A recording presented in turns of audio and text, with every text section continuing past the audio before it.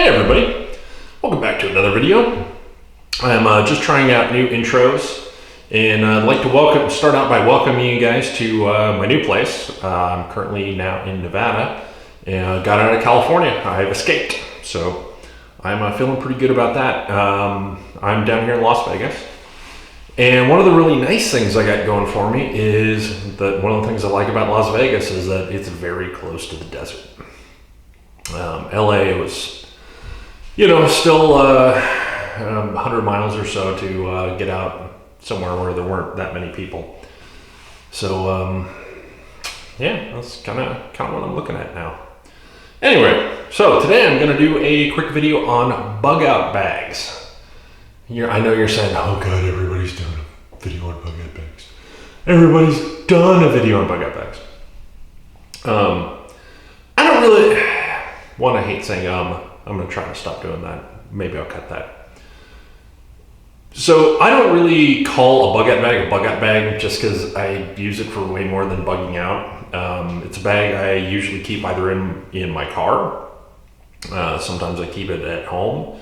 Depends on what I'm doing or what's going on. But what it is, it's a general purpose adventure bag.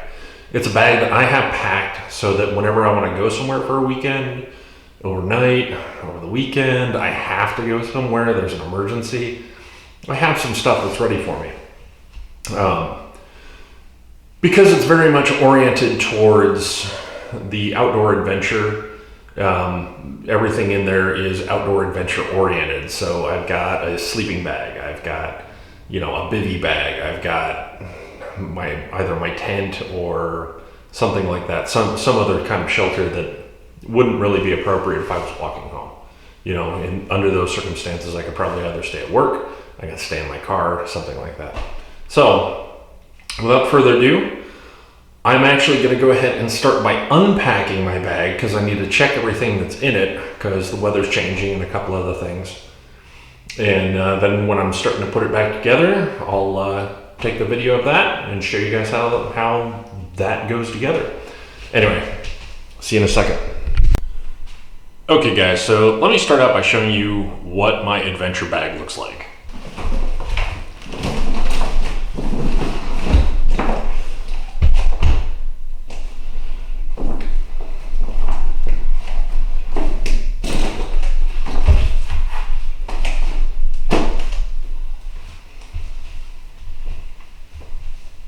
So that's my adventure bag. This is a 30-liter dry bag I got off Amazon. In the outside pockets, I usually keep a fresh bottle of Smart Water. This one's been refilled a couple of times at least. And right now I've got a pair of binos in it. Usually I have a second bottle of water. So I've got 2 liters of water total. Granted that 2 liters of water isn't going to be enough for very long, but it's a pretty solid start. That's enough to get me through about a day. Okay, so that's what the outside bag looks like. There are bags like this on Amazon. I actually noticed the other day that Walmart has started selling, I believe it's a 30 liter, maybe it's a 25 liter bag. I don't know. I kind of saw it the other day.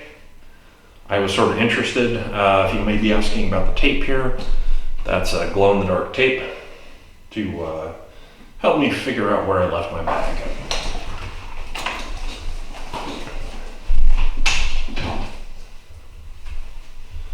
Okay, so here's the contents.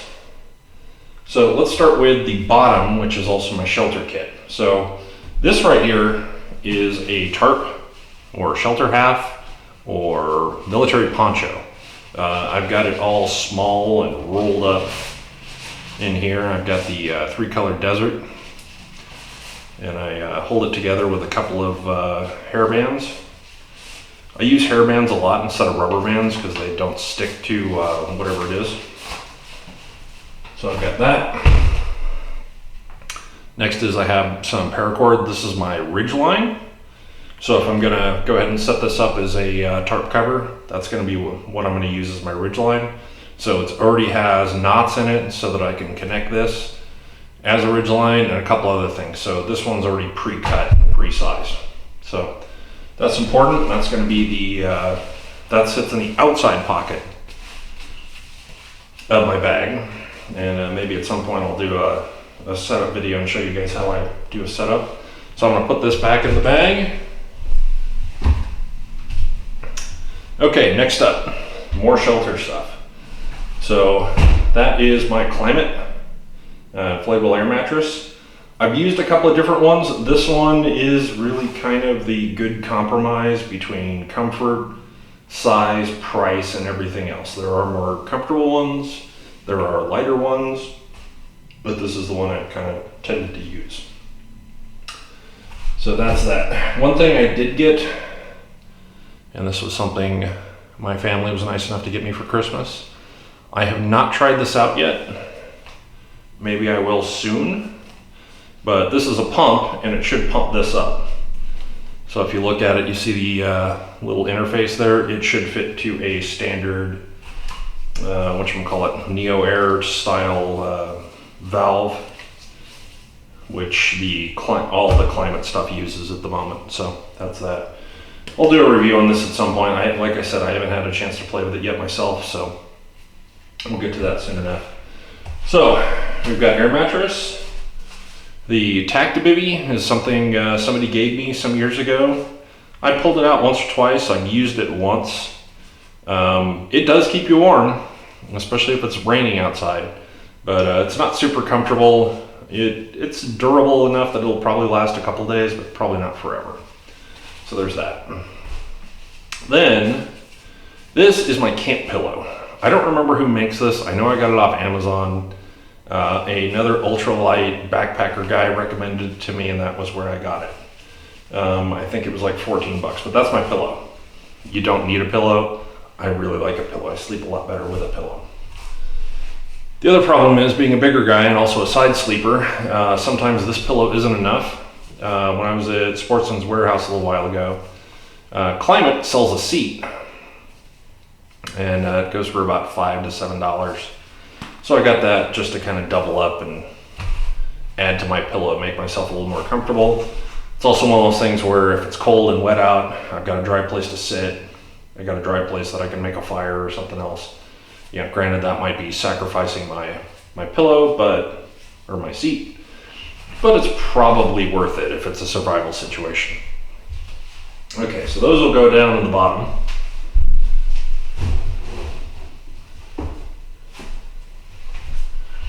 The next thing that has to kind of puzzle in the bottom is my sleeping bag. This is not a super fancy sleeping bag. It is rated to 40 degrees. The Bivy bag will give me about another 10 degrees of comfort. So that'll actually take it down to about 40 comfortably. I can push it lower depending on whether it's dry or whether it's wet, just by wearing the clothes I'm wearing. So we'll talk about that in a second. So that also goes in the bottom of my bag, and that is nice and lightweight and goes in there. Okay, this is my hammock. This is something I got at, I think, Aldi. It's like 15 bucks.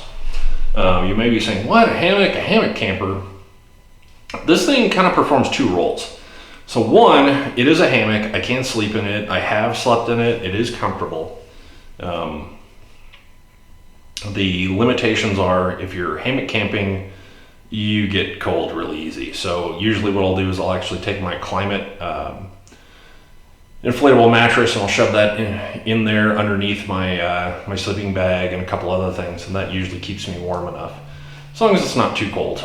If it is quite cold outside, I can just use this as more shelter material. It's not super waterproof, but it is material and it will block wind. So that's kind of why I keep it, and it's cheap and it's smaller than some of my other hammocks. So that's why this one rides in there.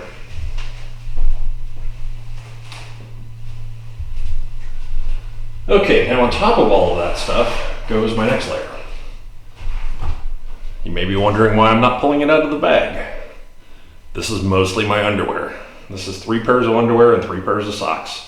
I've also got some more paracord in here just in case I need it, but mostly it's for my underwear and my socks. I usually wear tighty whities, even though I get them in a not white color. But yeah, so yeah, that's what my underwear looks like. in my laundry bag. So I can also shove dirty laundry in there or whatever else.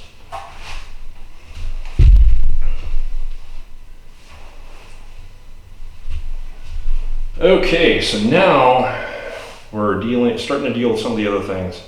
So this is, the next layer is my kind of environmental. So I've got a couple other things here. One, this is a thick pair of wool socks that I can wear either during the day or I can wear it at night when I'm sleeping. I usually like to wear these at night because they are very, very thick. These are, I think, a pair of, Redheads. I have another pair of Carhartt socks that are also kind of similar in thickness. These things are actually a little bit too thick to wear with my boots, so it squeezes my feet a little bit much, but they are super comfy to wear when sleeping. Another thing I have to wear when sleeping is my hood. This is just a fleece hood, kind of standard, something to keep your head warm. The drawstring fell out many years ago and it hasn't really bothered me, so I don't worry about it. And a pair of fleece gloves, also things I can wear when sleeping. So usually I'll kind of fold those together because that's all sleep gear. I'll put that there for now, I'll put that there for now.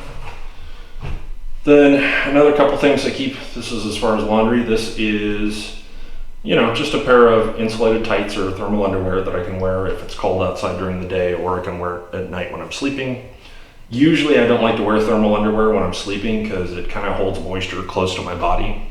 I'd rather either go without it, or if I haven't worn it all day and it is getting cold at night, I'll put it on. So, and then I have an extra shirt. Usually I keep 2 shirts in there. I don't know why there's only one, but I'll go ahead and add another shirt and go ahead and repack that. So that's the next layer.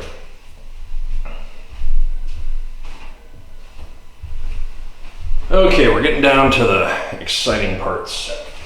So on top of my bag, we'll talk about that in a second, are 3 bags. So you remember references to Demolition Man, the 3 seashells? These are my 3 bags. And it kind of serves the similar purposes of putting stuff into your body and taking stuff out of your body. Now, number 1, these are outdoor equipment bags. I get them at Walmart. I think it's $10 for 3 of them. There's 3 different sizes. The medium size has proven pretty good for a lot of stuff. So that's why I use these, and then I use the bigger ones for other things, for other seasons. So the first of these kits is my cook kit. In my cook kit, I always try to keep 2 canisters of isobutane. Now in my cook kit is usually also where I keep some lighting. So I use a lot of these Night Eyes electronic glow sticks.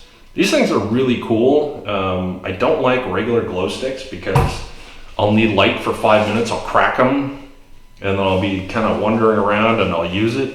And then after that it's garbage. So, give Mother Earth a hand and don't create a bunch of garbage. So that's why I don't like using chem lights. There are circumstances where I will use them, but this is not one of them. Okay, getting into my cook kit a little bit, I usually have a little roll of duct tape. I'll either have a duct tape like this, or a lot of times I'll have a glow-in-the-dark duct tape, which is really cool. My spoon, titanium spork, something to eat with. Then I have my Covia. This thing's heavy, by the way. What this is screws onto a 1 pound propane bottle and it'll turn it into a fitting for my canister stove. But this thing's really heavy, so I might not keep carrying it, but I might, who knows. What else is in here? Okay, next up, got a can opener, P38. This is a Zippo fuel bottle, so it actually has Zippo fluid inside there. And it has a little hoobajube right there for putting extra flints in it. It's got the Zippo logo on it, very nice, blah, blah, blah. And at the end is my Maratac stainless peanut. I don't know if you've ever seen these in the past, but essentially what this is, you know, it's a lighter. It uses Zippo fluid, and pretty much you pull that out, put some Zippo fluid on that, and then you can light it. You can use it as a candle, so it's got a flat bottom. I've never used it as that, but you can, or you can light things with it. Unfortunately, the rubber sealing on this isn't super awesome, so it does kind of tend to evaporate the fuel over a couple of days. And but either way, just as a strict sparker, I can still use that to light my stove. Okay, now, obviously I also have the tried and trusty Bic. You know, how hard was that? And this has been sitting in there for probably 2 years. So, I have the Bic, that's gonna be my number 1. I have the Maratac, which is gonna be my number 2.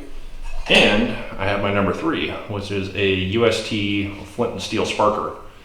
Obviously this goes with my pocket knife, and what you just have to do, or actually I don't even need to use my pocket knife for this one. Let me take the cordage off.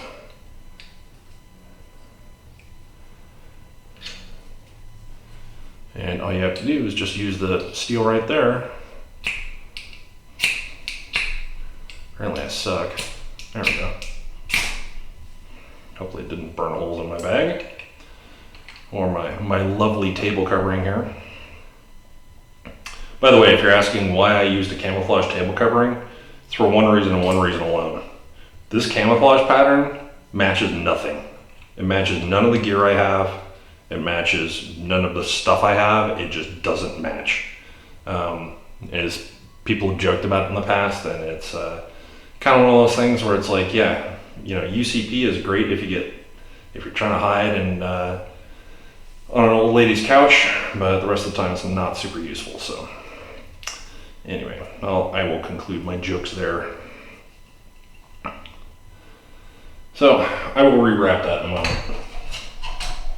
The other thing I have spare lithium batteries. I use these for my hearing protection that I keep with me at work, and also for my GPS and a couple other things that I use rather frequently. It also goes with my headlight, and I'll talk about that in a moment. So AAA's, I have 6 batteries here. That's more than enough. I've never needed all of those at once. Then I have a little sewing kit I got at Daiso. It weighs nothing. It's nice to be able to sew buttons on and other kind of stuff. Then I have my Fuhose. I don't know if you guys have ever seen these. Fuhose BRS mini stove.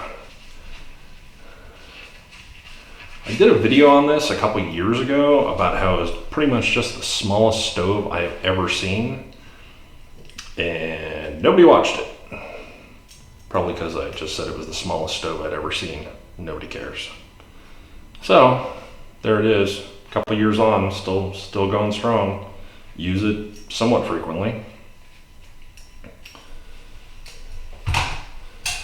And then finally, Pure Outdoor Adventure Gear, or whatever, 450 milliliter titanium cup.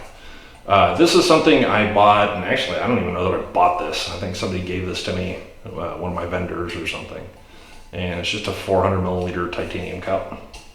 And works good. I make my oatmeal in this, and doesn't seem to stain, stays pretty clean. I like it. Okay, so that's that one. I'm gonna take a little break, and then we'll clean this stuff up, and then we'll come back and we'll start going into the other bags. Okay, I'm back. Got all that stuff put together. So you can see, this is what everything looks like essentially in the stove configuration. So that pretty easily goes back in its bag.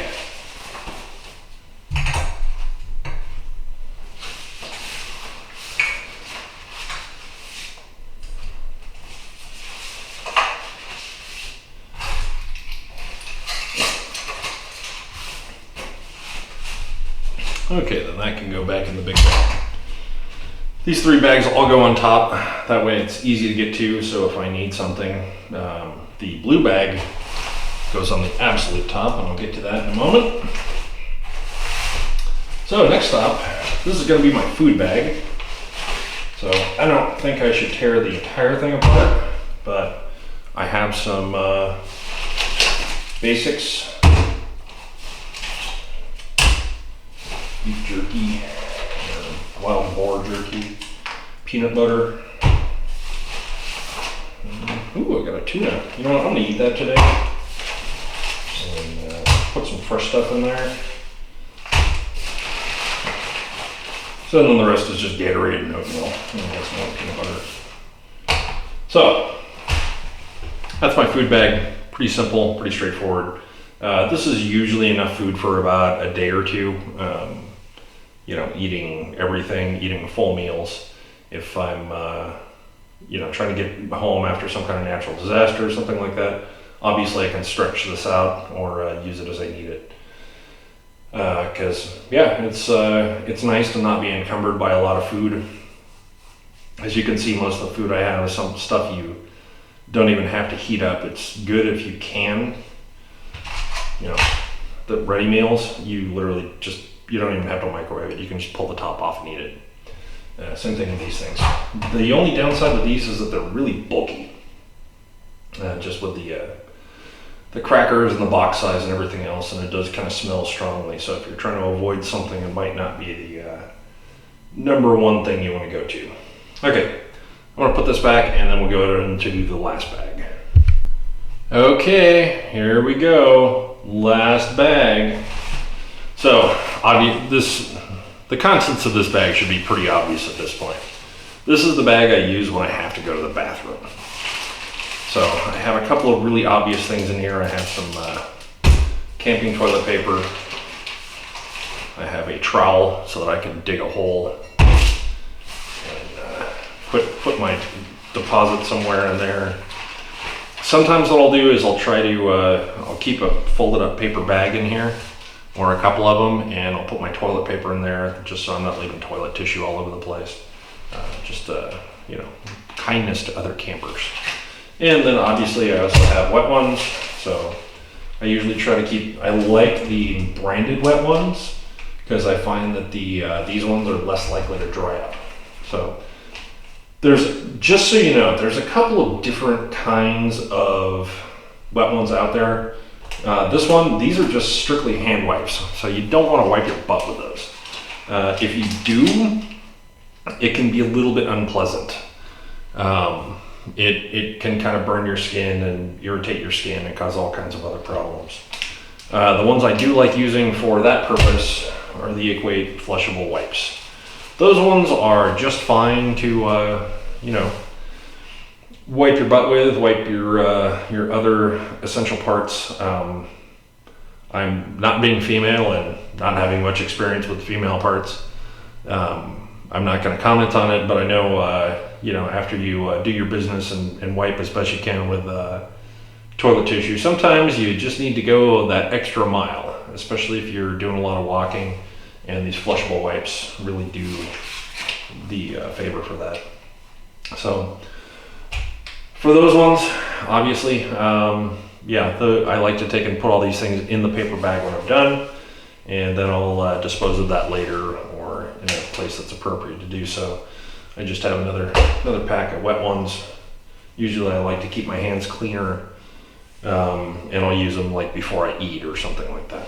So that is everything that goes in the bag. So what I'm going to do is I'll talk about that in a few minutes. I'm going to go ahead and put everything back together, and then I'll show you what my bag looks like, and then we'll hopefully close it out.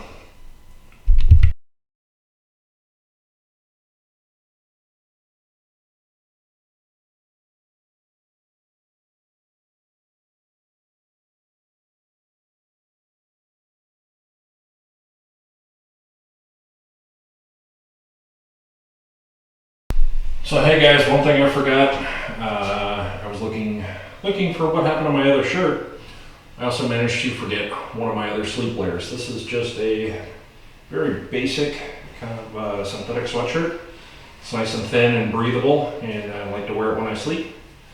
if it's cold. If not, I obviously don't wear it. And my other t-shirt. So I'm gonna go ahead and put those in the bag. I'm gonna get back to it.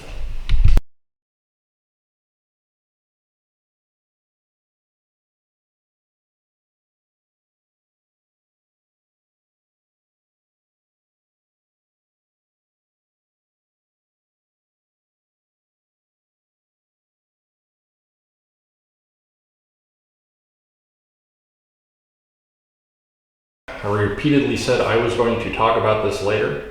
This is the Princeton Tech Bite.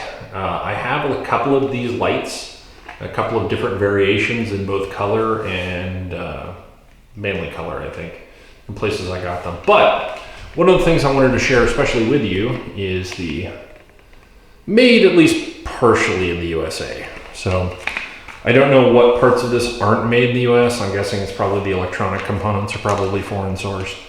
But I wanted to, give a real shout out to Princeton Tech for saying, starting to make outdoor products here in the U.S. again.